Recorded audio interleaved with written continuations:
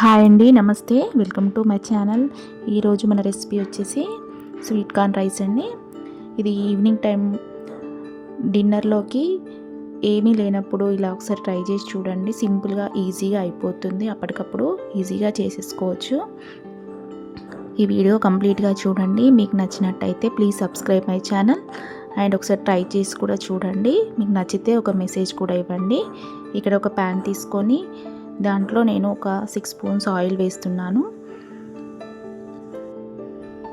దీంట్లో 1/2 స్పూన్ ఆవాలు, 1/2 స్పూన్ జీలకర్ర, కొంచెం శనగపప్పు, ఇక్కడ నేను ఉల్లిపాయలు, పచ్చిమిర్చి, కరివేపాకు అన్నీ కట్ చేసుకున్నానండి. అవి కూడా వేసుకొని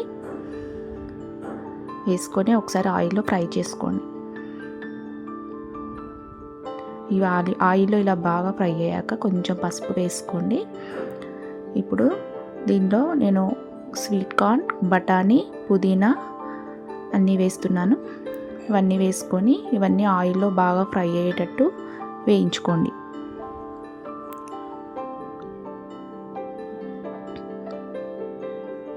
దీంట్లో కొంచెం కొత్తిమీర కూడా వేసుకోండి. ఇలా కొత్తిమీర, పుదీనా ఫ్లేవర్ తోటి ఈ రైస్ చాలా బాగుంటుందండి. ఇది మూత పెట్టుకొని బాగా ఉడికే వరకు మూత పెట్టుకొని 10 మినిట్స్ వరకు ఉడికించుకోండి.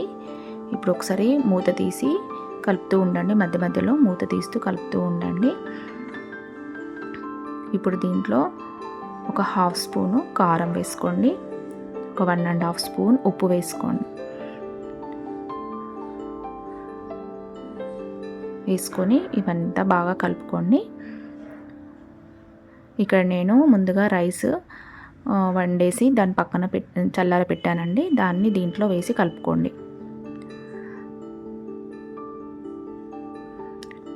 ఇదంతా ఈ రైస్కి పట్టేటట్టు మంచిగా కలుపుకోవాలండి.